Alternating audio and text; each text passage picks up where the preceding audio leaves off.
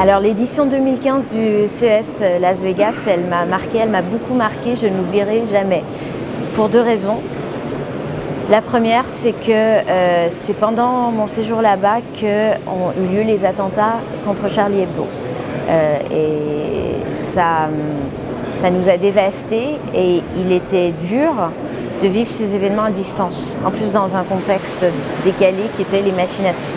Je n'oublierai jamais ce moment.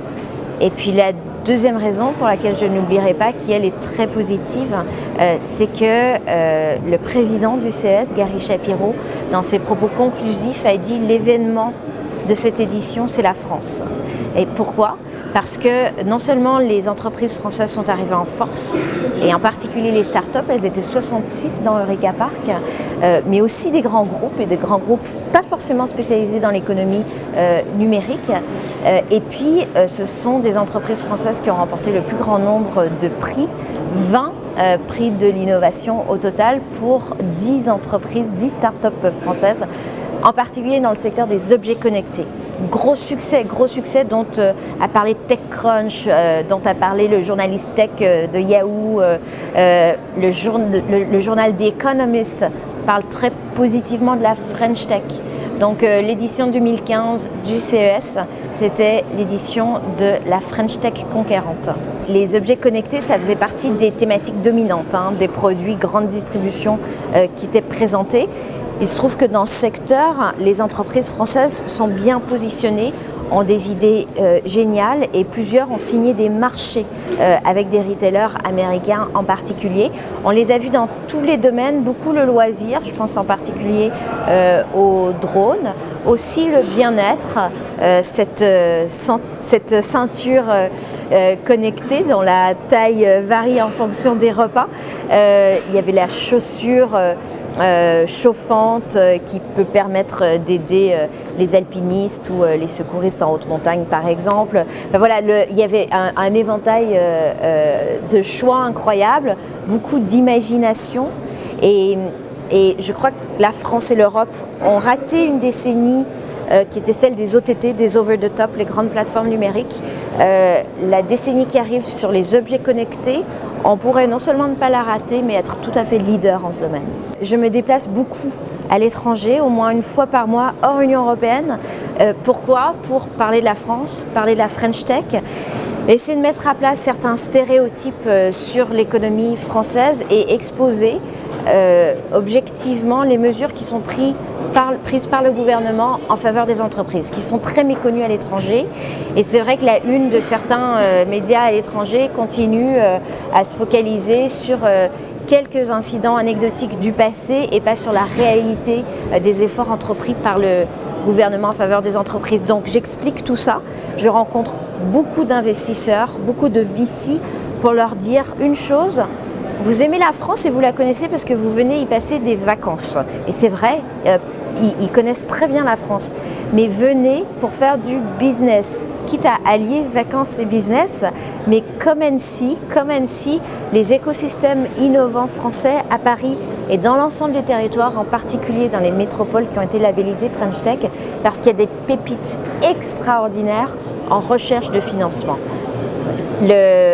Un des obstacles principaux pour nos startups, afin qu'elles deviennent des scale-up, qu'elles puissent croître en France, y créer de l'emploi, c'est l'accès au financement au-delà des 1, 2, 3 millions d'euros lorsqu'il faut réinvestir, notamment pour industrialiser ou pour aborder des marchés à l'étranger. Donc là, il y a un manque critique. Mon travail, c'est d'aller convaincre les investisseurs étrangers qui doivent venir investir en France. Des rendez-vous ont été pris. Alors, je ne vais pas dire des noms parce que pour le moment, il y a peut-être des résultats effectifs, mais moi, je sers de lien, je sers d'intermédiaire entre des écosystèmes, entre des startups et des investisseurs. J'essaie plus généralement de convaincre des fonds d'investissement de s'installer en France et nous sommes non pas en négociation, c'est une décision qui leur appartient, mais en discussion, en accompagnement de certains grands fonds pour qu'ils envisagent cette option. Je peux vous donner des exemples concrets. J'ai inauguré en décembre le lancement du fonds Partech Shaker. Je crois que c'est le deuxième fonds d'investissement en capital risque en Europe. C'est un fonds qui a la particularité d'être à la fois français, allemand et basé dans la Silicon Valley, donc il a cette dimension internationale et qui est en train de réunir plus de 300 millions d'euros dédiés aux startups qui seront incubées dans cet immeuble situé à Paris. Et ils ont signé avec des corporates, avec des grands groupes pour encourager aussi l'investissement de la part des grands groupes. Et ça, c'est quelque chose que je soutiens beaucoup et très activement parce qu'on vient de mettre en place un dispositif qui permet un amortissement fiscal sur 5 ans de l'investissement fait par les grandes entreprises, par le CAC 40, dans des startups directement ou indirectement par le biais de fonds d'investissement. J'y crois beaucoup parce que le corporate venture en France, c'est 250 millions d'euros par an, ce qui est très insuffisant. Moi, je voudrais que dans 2 ans, ça soit 1 milliard. Est-ce que la culture du risque manque aux Français ? C'est vrai que les Français ont une certaine prudence et que ceux qui prennent des risques ont peut-être plus de mal qu'ailleurs à assumer l'échec si le risque pris n'aboutit pas dans le sens du résultat escompté. Et je pense qu'il faut à la fois encourager la prise de risque, mais à l'européenne. C'est une prise de risque qui s'insère dans un cadre historique, culturel particulier, mais aussi travailler sur cette culture qui voudrait faire croire que tout le monde réussit tout le temps et partout. Et moi, je m'érige contre ce postulat parce que ça fait des dommages psychologiques, ça fait des dommages économiques parce qu'un entrepreneur qui se lance et qui échoue sera stigmatisé socialement, économiquement, financièrement et aura du mal à repartir. Or, dans le monde des startups, dans le monde de l'économie très agile qui va très vite, sur 100 entreprises, il y en a une poignée qui va réussir. Ce qui est important, c'est de recommencer sans arrêt. Donc oui, ce sont des réflexes, c'est une manière d'appréhender l'économie, la vie peut-être, qui ne colle pas forcément aux canons sociaux français traditionnels. Donc moi je dis, mais n'ayez pas peur de vous planter parce que ça vous permettra de mieux recommencer. La question de l'épargne publique des Français et de son utilisation à destination de l'économie réelle et en particulier de l'économie innovante, c'est une question qui est cruciale. On a mis en place des mesures, le PEA-PME, c'en était un exemple. Pour le moment, le succès est quand même très mitigé. Ce n'est pas encore un outil financier qui attire beaucoup les détenteurs de comptes bancaires.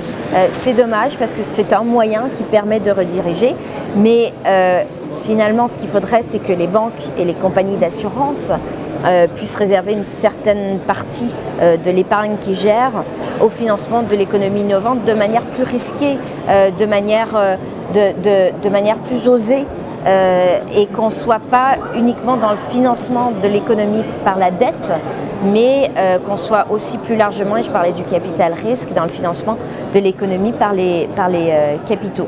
Vous me posez la question de l'évasion fiscale, de l'optimisation fiscale des grandes multinationales de l'Internet. Une entreprise que je ne nommerai pas, mais qui est connue parce qu'elle est très utilisée, très utilisatrice aussi des données personnelles des Français, en France paie en moyenne 10 à 15 fois moins d'impôts que paierait une autre entreprise de taille équivalente avec des bénéfices réalisés équivalents sur le territoire français. Mais on se rend bien compte qu'en ce domaine, agir au niveau uniquement national ne suffit pas à appréhender le problème dans sa globalité. Alors en France, il y a des contentieux fiscaux avec plusieurs de ces entreprises, il y en a même beaucoup, et les autres pays en Europe regardent avec attention ce qui se passe dans les tribunaux, ce qui se passe avec l'administration fiscale et ces entreprises. Mais il faut mettre en place un cadre réglementaire qui soit à minima européen et si possible international pour éviter que ces entreprises placent leur argent dans des paradis fiscaux et ne payent pas leurs impôts là où elles font des bénéfices. Le gouvernement français demande cela depuis des années.